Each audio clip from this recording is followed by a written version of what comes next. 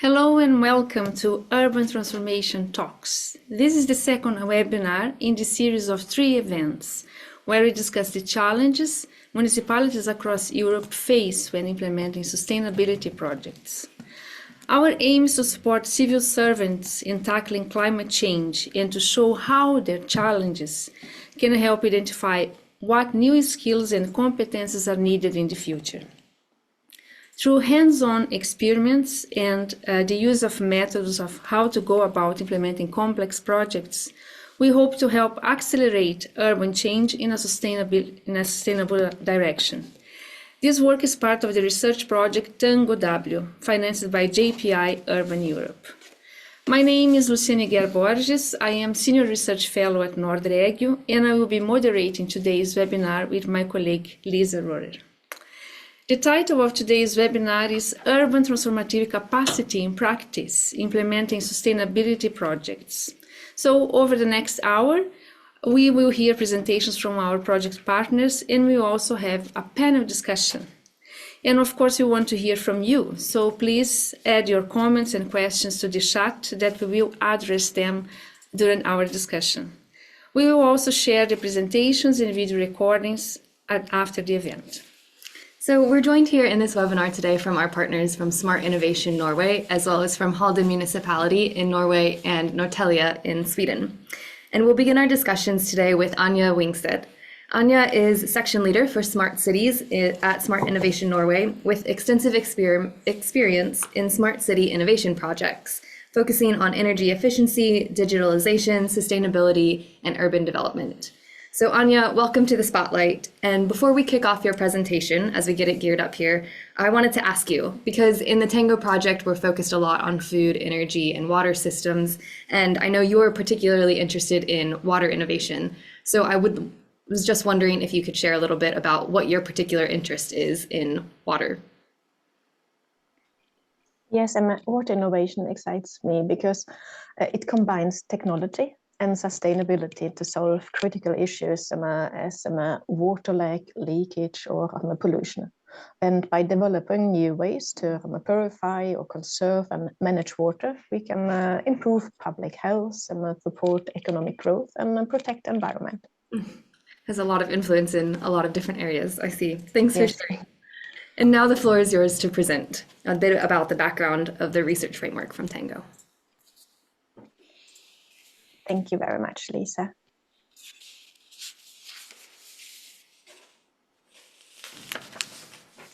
And I will now set the scene by making a short recap from the first webinar.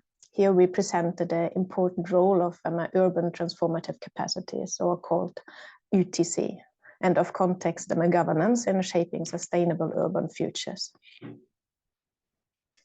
Urban and transformative capacity was defined by Wolfram in 2019 and refers to our collective capability to develop and apply innovative strategy that address the intersection of food, energy, and water systems in urban settings.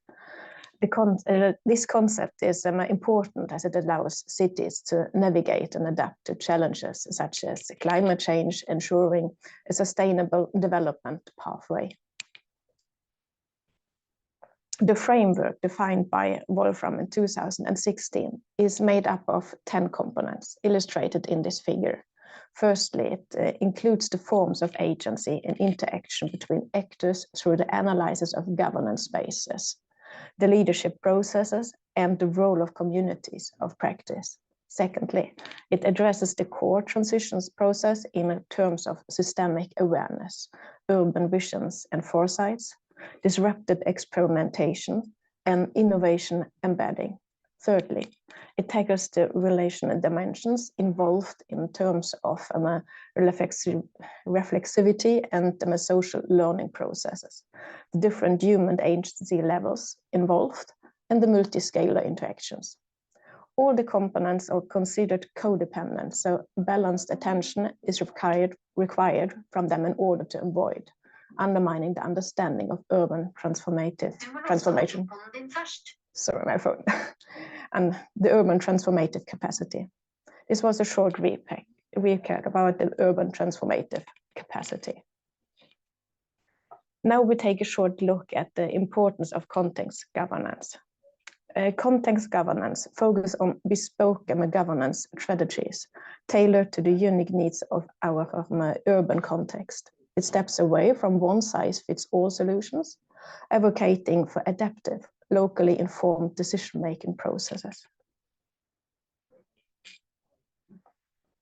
Context governance is implemented through innovative frameworks like Urban Living Labs 2.0 and communities of practice. Urban Living Labs serve as real-world experimental space where innovative solutions are tested and developed. Communities of practice facilitate knowledge exchange and collaboration across Europe, strengthening our collective capacity for urban transformation. But these tools help us all work together better. They make sure everyone's ideas are heard, and they were all moving towards making our cities more livable or sustainable. It's teamwork at its best. In summary, the TANGO-W initiative is spearheading a crucial transformation in urban governance roles, setting the stage for sustainable and inclusive urban development. Thank you.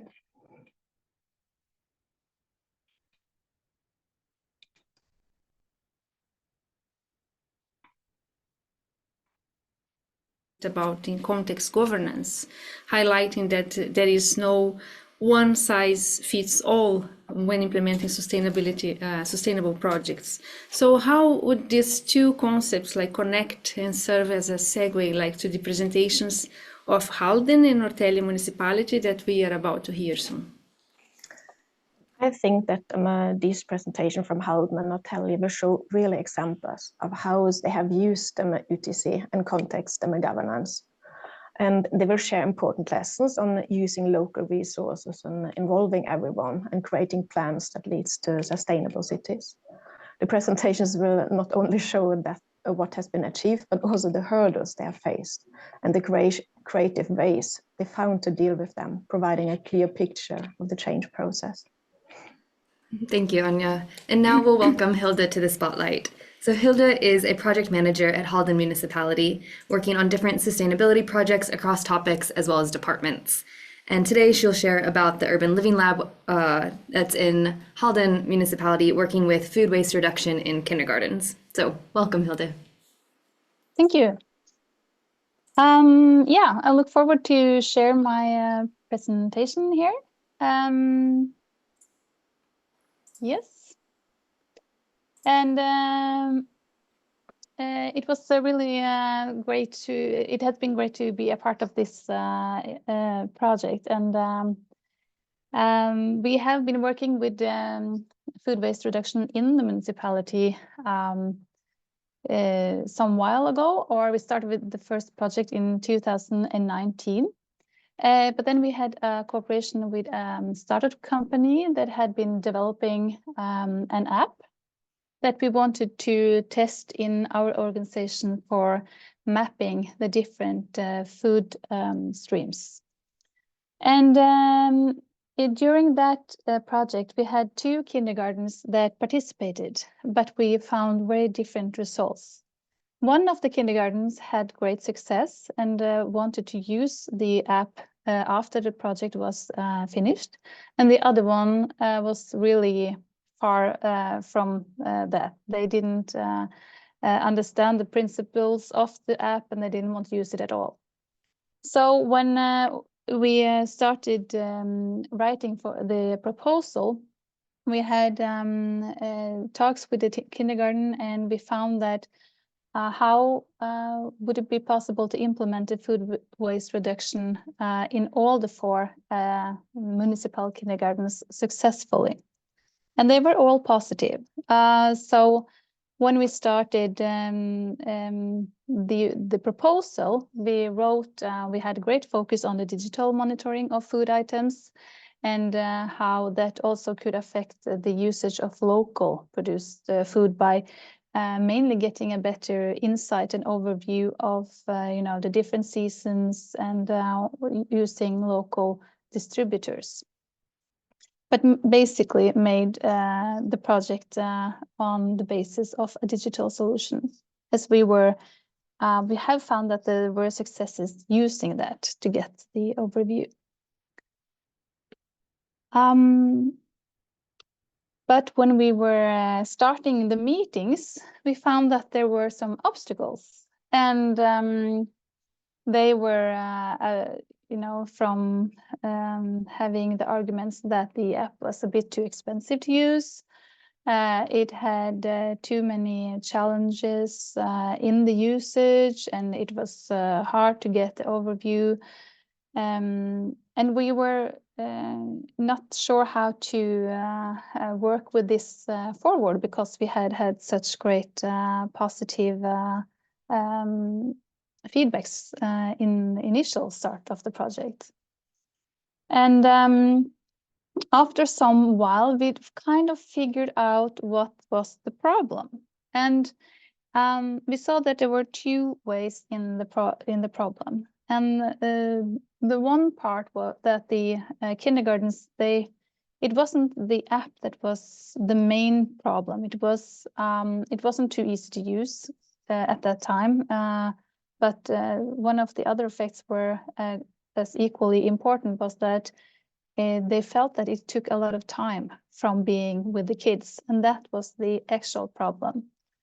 And after we found that, we still didn't find, the urgency we wanted in starting up this project. And after we had been talking to the environmental department, we saw that they were also going to develop a strategy for reduction of food waste in the entire organization.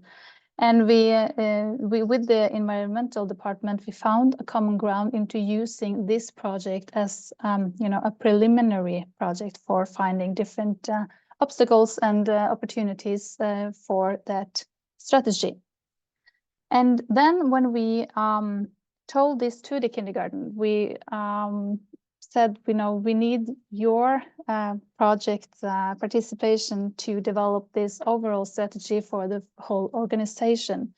And in that aspect, they also got the feeling of a more urgent need, a higher vision.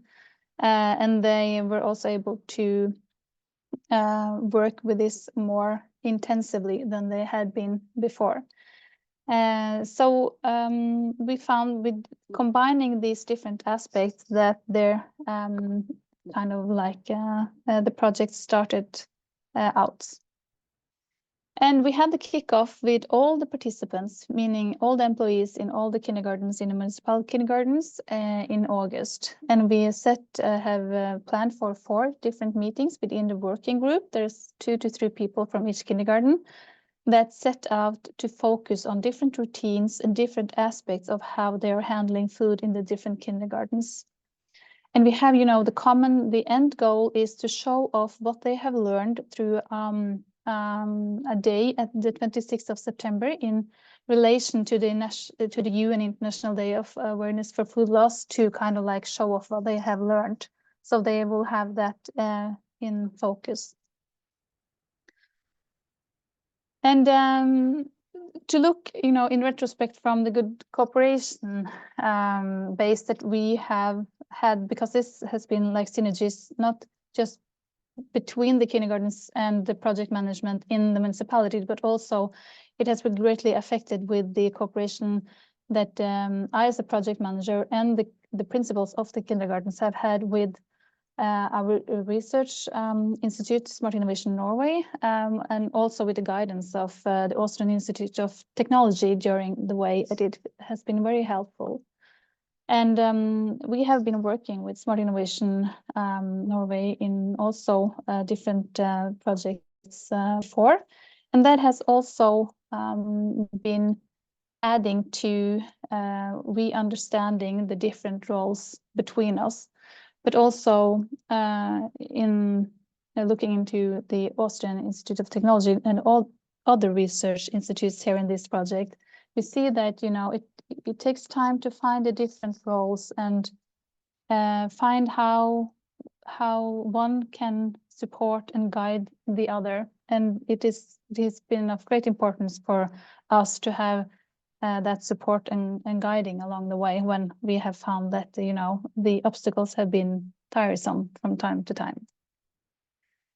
And we see that in the success criteria we have found together here with Smart Innovation Norway, and it has been, you know, the research institution has been able also to build the bridges, you know, between the public processes, so where I come from, and also being a translator into the research projects, to say it like that, understanding the different roles and how we can meet in the middle. And it has also been important to have the support and the extended capacity in how to understand how and when, you know, to go into different angles and different roads in the project. And also for us to have the dialogue and the communication with the research institute, then you always have the theoretical aspect of the project, you know, clear in mind, which has been a good point to follow, really. And yes, a final point is that the research institution Smart Innovation Norway with Anja and I, we have some of the common backgrounds here in Halden. The environmental is known, and we know each other, and that has also made the cooperation to be even more like fruitful, I will say, because we are standing on the same base, which has been a good point of starting points. Yes. And thank you. I have been the project manager throughout the way here, and also I think that has been a good point, having one person here. Thank you. Thanks so much, Hilda. It's really impressive to hear how you've managed to work with these different stakeholders in the kindergartens, but also interesting to hear about this cooperation that you've had with the research institutions, with Smart Innovation Norway and also Austrian Institute of Technology, which you mentioned and who presented at our previous webinar. So I just wonder, as a follow-up question, if you have any advice for other municipalities who might be beginning to embark on a food waste project. Yes, what we have started with, as we have seen, been very effective, is just to measure the food waste for 2 or 3 weeks, because you don't really comprehend the amount that you throw away until you measure it, and then you see, okay, well, there is a problem here or not, basically. So that is my tip for starting. Thank you so much, Hilda. Very insightful presentation and with a lot of good points for us to discuss later. Now we welcome Kristina Mustonen from Norrtälje. Kristina is a marine biologist and expert in environmental issues at the campus Roslagen in Norrtälje, where she explores local urban food production through aquaponics. So, Kristina, the floor is yours. Thank you. Your presentation will be up in a second. Yeah. Thank you for that. Is it, yes, thank you. No, yeah. Okay, at first I talk a little bit about Norrtälje municipality and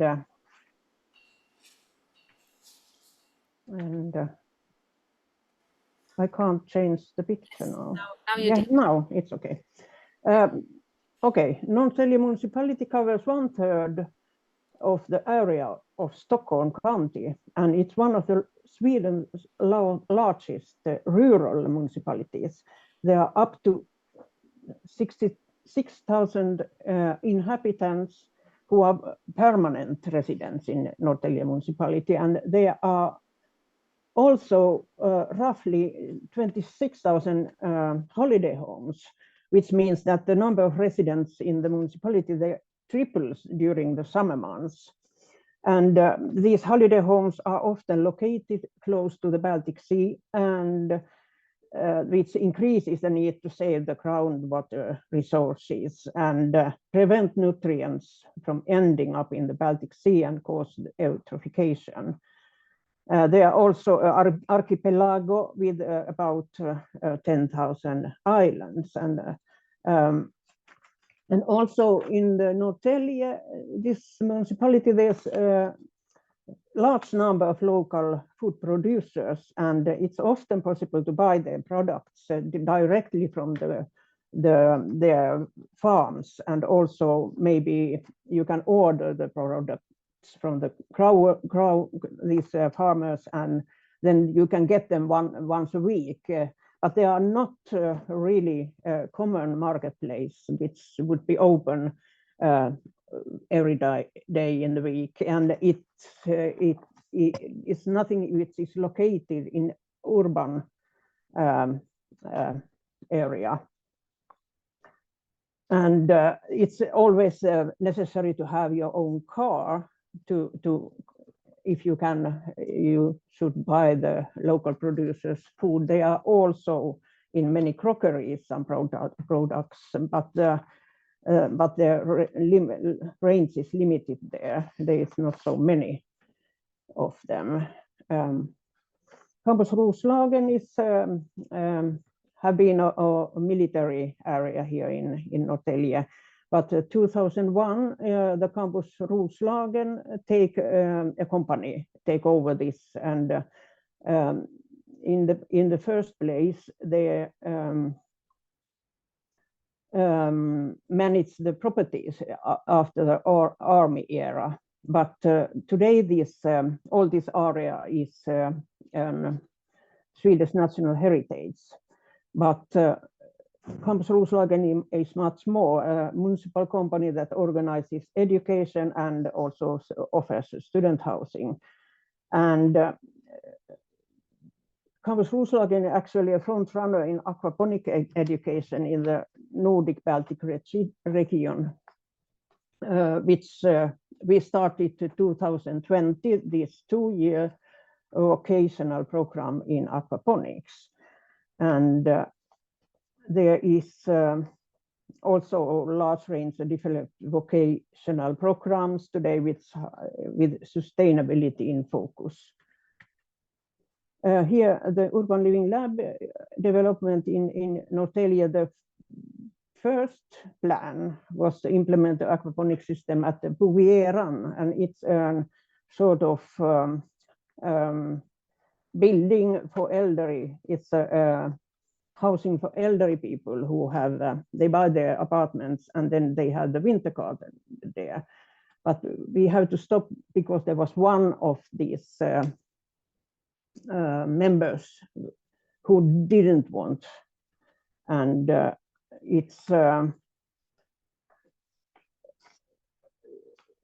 I can describe this is what we are doing now is we have a plan to implement the greenhouse here at the campus area instead. And what is aquaponics? If you don't know, it's shortly it's a sustainable farming method that combines the aquaculture with the hydroponics. Then you can cultivate the vegetables in the water which are coming from the fish tank, and it's a circulating system. And there are no nutrients which are coming out from the system in the environment. Our vision is now we are starting this autumn 2023. I was a new project manager, and we are planning the build a greenhouse here and at the campus area, and it can be the hub for local food production and collaboration across different municipal companies, departments, and external stakeholders. Center of innovation, it's also planned to be a marketplace and meeting point for local producers. There are nothing like that today in this municipality. And also, last but not it's very important thing, this education for sustainable cultivation methods, because there are many local food producers, and interesting is very big in all Sweden for these methods, that it can be a really center for the development of these sustainable cultivation methods. Here we have these challenges we have met under this project. As I said, we have changed the project manager. The first 2 years, maybe they haven't any connection between the project manager. This linkage was very weak with the decision makers and even interdepartmental civil servants. There was and there is a resonance group with consultants and experts who are right now it's acting as this project again, but this was also this big uncertainty about the operation of the greenhouse. When you talk about build like thing like that, everybody says there's no money, nobody gonna pay for it. But now we have a new start here. I'm a new project manager. We have only 1 year left, but we have find this location. It's today see like this. There are nothing there. There are the big cars parking, and it's empty and it's dirty. But it's free to build. Actually, we can plan. We have the consultant is planning all this area with the greenhouse and many other activities. So it's gonna be a cafe and beekeeping. We have maybe some fruit trees and activity park for children to play. There are many ideas we can, and we are having 2 workshops here in the future. One in May and at September, maybe the second, and we have to get these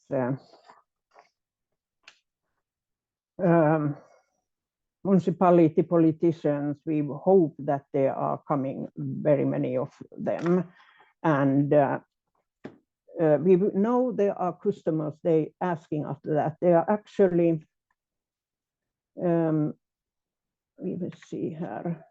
Expectations. Yes, we want really that the municipality should wake up, and hope there are many politicians to come, because everybody talk about sustainability, but nothing is doing, and this project can enable this transformation.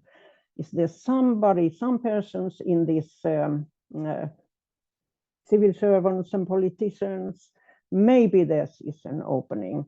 And in this area, we want to see the possibilities for a whole municipality. And one thing which is very good in this area too, we get the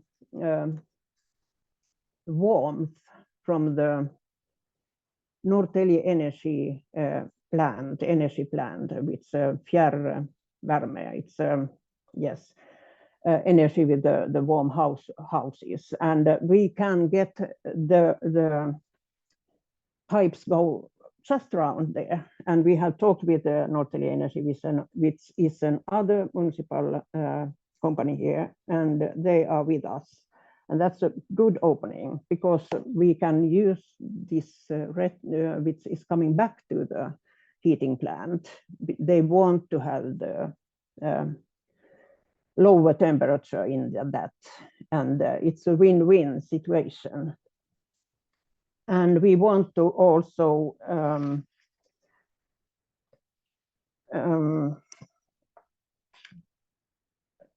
more cooperation between different stakeholders in the municipality, so we can learn from each other and gather our experiences instead of competing each other, because it's in such small municipalities, it's not so easy to come with new ideas, and that's why we want to get show that it's possible to do things together, and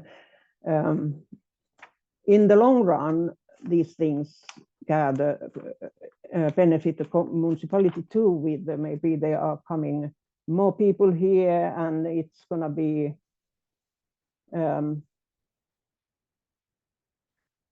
yeah, there are many benefits actually, and yeah, I don't know if I had we can take questions and afterwards. Thank you. Great. Thank you so much, Christina. It's really great to hear some of the lessons learned and also the honesty about some of the challenges that the project has been facing as well, with the transition of management and a new start looking at the location of the greenhouse instead of working with this Bouvier and residential complex. We actually do have one quick question in the chat that I wanted to ask you. Yvonne asks about the customers for the aquaponics projects and the planned customers. So I wonder if you could speak very briefly about who you expect the customer to be in the eventual aquaponics system in the greenhouse that you're preparing for. For the products, which are, yeah, it's depends on what you have in the greenhouse. You maybe have, because it's maybe better to have some a little bit different kind of product, that say not only tomatoes or because it's not interesting. It should be also too expensive, but you can produce bananas, maybe some more exotic, and you can do the exotic food marmalades and some things like that, and sell them a little bit exclusive. And the very good, it's not only the project you produce in this greenhouse, it's also the idea that everyone in, you can for yourself have a little aquaponics. Maybe you have an aquarium at home and you can have this circulating system, or you maybe can, there are some kind of container farming systems too. You don't need to build this huge greenhouse, but we will show the people and municipality, farmers, everybody, after you can do this on the other way. And this is the thing which is good with this, is that there is this possibility to produce these vegetables and fruits year round, all year. And when you have some energy source there, you can maybe have some industry, or the big crocker store with have your, you know, warmth which is going to the out. Oh. It's then only disappeared, and you maybe can collect and use that, and there are big interest of that in this municipality, and there are other businesses like this in Sweden already, not so many. And then do I understand correctly, Christina, that the customers then would be some of the local grocery stores that could then sell the produce, or other people that are, is it open to the public, or is this specifically for these different companies like grocery stores? Oh, both you can see. Maybe you can produce some special products for these restaurants and the stores, but then you also everybody can come and buy some products too directly. You can, maybe we can have some container farming too there, when you can buy your salad, and then we have some cafe there, then you can eat local products. And it's much to plan, but you can start with the greenhouse, and then you can put there different parts little bit yeah, how much you want, who want to do that. We have to find them who want to, and use this wonderful area, which today is nothing there. Yes, Ildin. Yes, great, thank you. And now we will return to Anya, who will tell us a little bit more about the new transformative roles in Tango, and also a little bit about this Tango curriculum that the project will deliver later in 2025. So Anya, you can share your presentation now. Thank you. I'm soon on track. Thank you very much, Hilde and Christina, for two interesting projects. Your cases illustrate the need of transformative project managers acting as neutral translators and bridge builders between the needs and objects of clients, stakeholders, customers, and operators. So I will finish now this session with a description of new transformative roles, and will give you an outlook for the coming TANGO-W curriculum. The process of defining new transformative roles involved a few key steps. First, reviewing preconditions.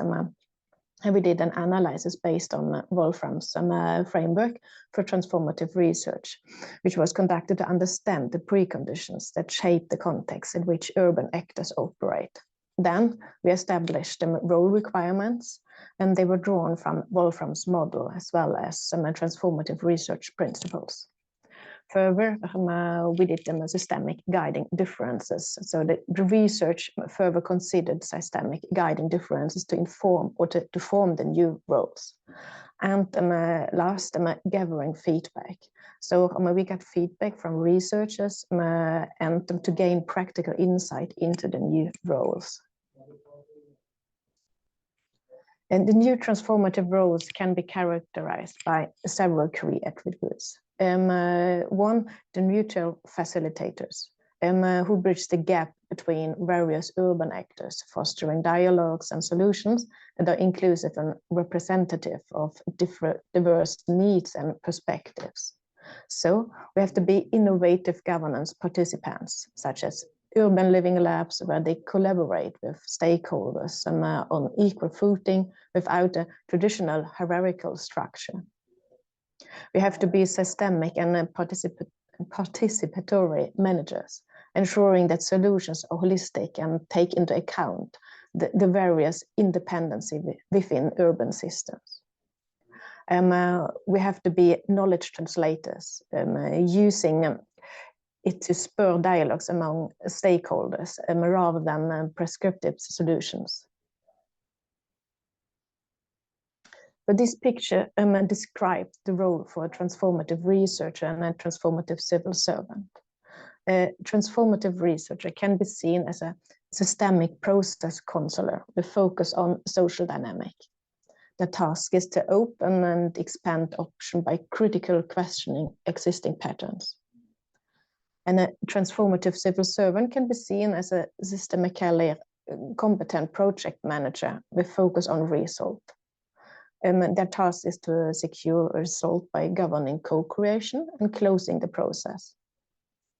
And these roles will secure that decisions are always made by the cities and never just by the researchers. This table describes the new systemic approach for transformative roles, and I try to describe it shortly. They have focused on relationship patterns instead of an individual approach. They use usefulness and impact on evaluation schemes instead of true-false approach. They have expertise on non-knowledge questions, transformative communication, dynamics, cross-silo solutions instead of knowledge and content-related solutions. They are using context and soft governance as a governance mode instead of external control and instructive interactions. The intervention is done by questions, reflection, and co-creation methods instead of advising and instructions. So they orientate on solution and resources and future instead of problems, deficit, and past analysis and explanations. So this systemic approach will lead to many options instead of one solution. So the new roles for both research organizations and civil servants signify a shift from a mechanistic, more rigid, hierarchical and disciplinary approach to a systemic, more fluid, inclusive and collaborative framework. So looking ahead, the TANGO-W curriculum for transformative researchers and civil servants planned for 2025 will be built up on these foundational changes. It will equip civil servants and researchers with the competencies needed to excel in these transformative roles, fostering a new breed of governance professionals ready to meet the challenges of our urban futures. It will describe new role requirements and skills, as well as the resulting group-specific learning objectives. So this working process began last year, and during this year, all relevant results will be brought together in the curriculum, made available to interested representatives of transformative research and administration as a part of a pilot run. We have done workshops with educational institutions and municipalities to gather feedback and to test different learning sessions. In addition, a support is planned for an interested training organization in the implementation of the TANGO-W curriculum. Thank you so much.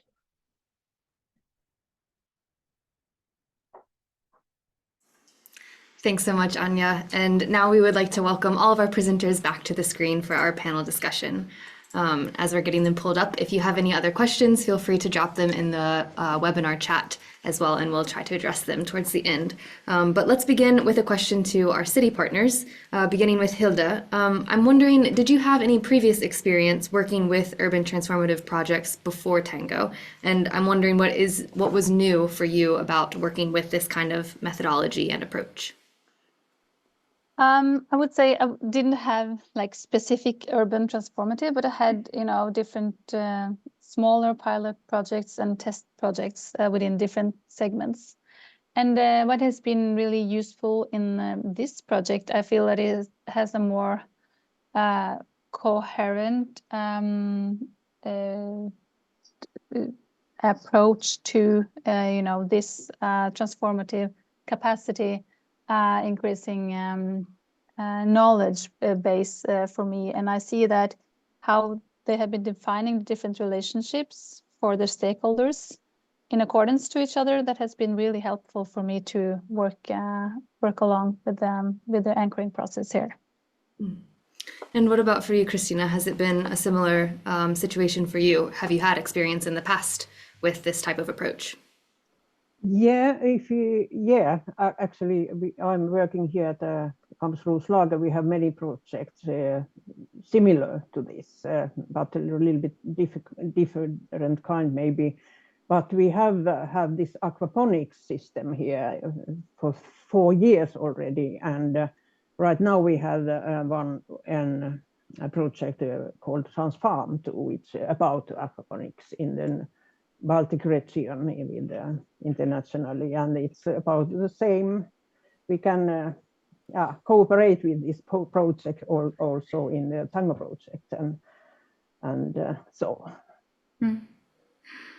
Yes, thank you, Hilde and Christina, for your replies. I would turn to Anja and ask, from your presentation, I understood that observing the relationship and dynamics then between these different actors involved in each project, in these ecosystems, to implement the solutions or this experience in the urban living labs.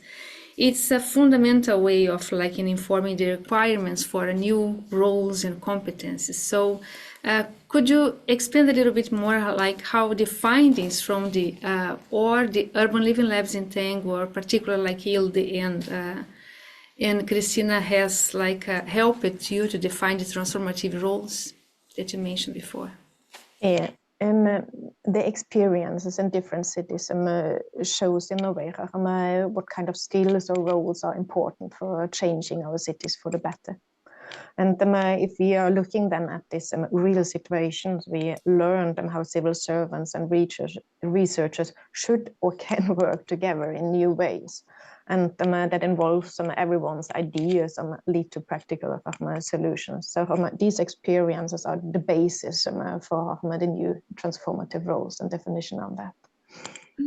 Yes, indeed, it's like a kind of, I think Tango is a quite particular project in a sense that we go into specificities like of the relationship and dynamics between actors, and then also like puts us as researchers and then also like the civil servants to kind of spotlight to reflect how we act towards each other, and then also like and ask like this reflexivity, ask as well like for us like to change our to challenge our assumptions and also like transform like our cemented ways of doing things, which is needed like to actually come to meet like these goals that we need to get there.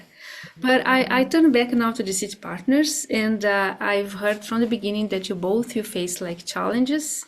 For example, Hilde mentioned in the beginning the lack of success in implementing the food waste program in one of the kindergartens. And then also like Christina also shared about the aquaponics system in Bovieren elderly residential complex that did not thrive. So I would like to know from Christina, beginning with Christina, what lessons have Norrtälje learned, or like have you learned like from this process, from this?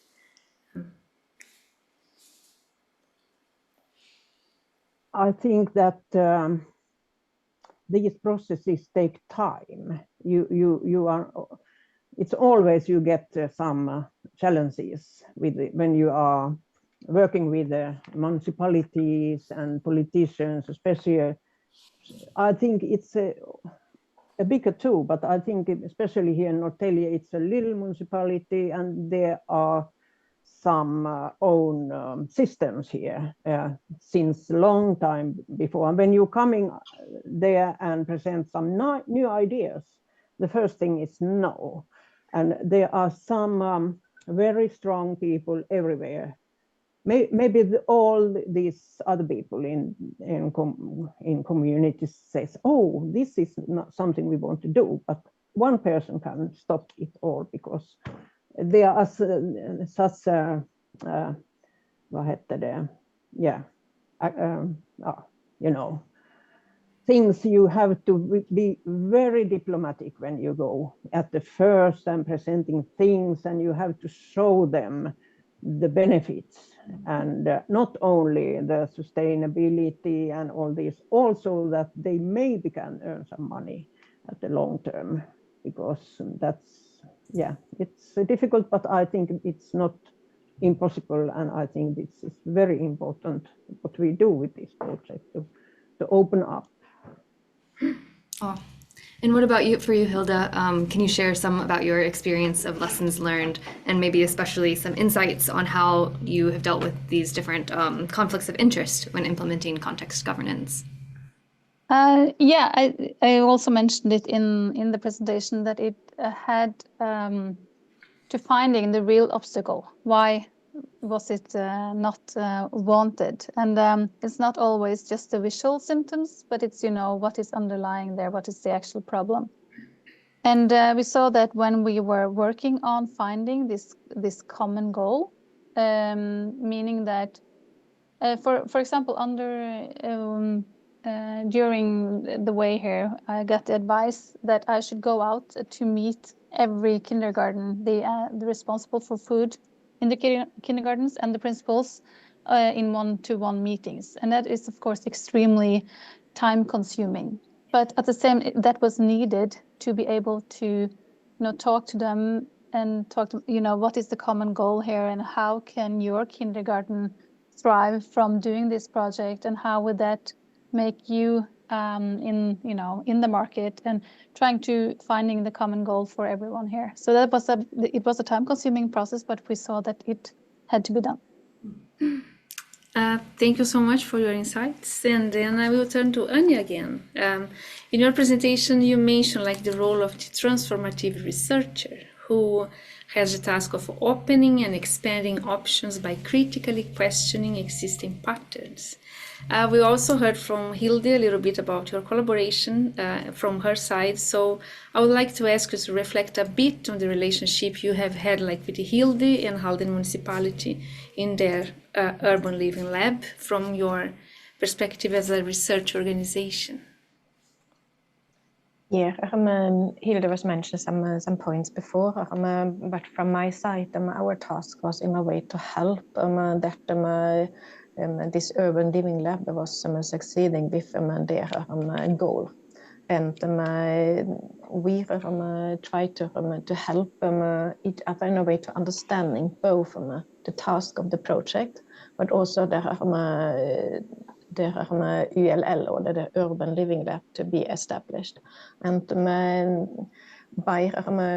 we were two persons with a different background in a way, and we have different methods, we have different tools available. And by talking to each other, looking at the difficulties, Hilde was able to use her tools. We were coming with suggestions of other tools, and as Hilde mentioned, to just do a different dialogue with the involved partners was a success to come further in the project. And this way, in a way, both acting as a translator, maybe, and by being more close to the research partners to understand what is the meaning of the project, to translate it to the municipality, and just as a kind of words, and try to find a good approach that is possible to deliver from the municipality. So in some way we were talking partners. You were not just a project leader alone. You had a partner which you could discuss, get some different advices, tools, and we tried to test it out. And it was an experience for us. And by seeing something is working, some of our tools were working, some were not. And the same for the municipality. So it was a learning process for both of us. Thank you, Anja. Yeah, Norrtälje is also like a research organization that follows, learns from, and at some extent co-creates like the implementation of Norrtälje Urban Living Lab. And we have witnessed it as well, like struggles like anchoring the project with particular groups of stakeholders.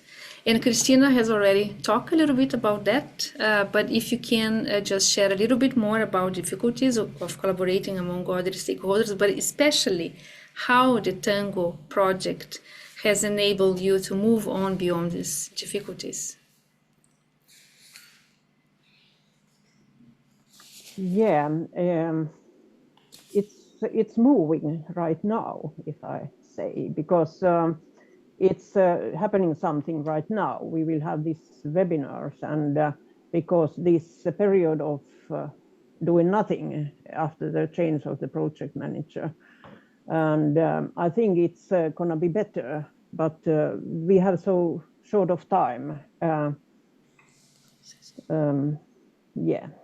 The information and talk with personally with the politicians, contacting with all the other stakeholders, like these two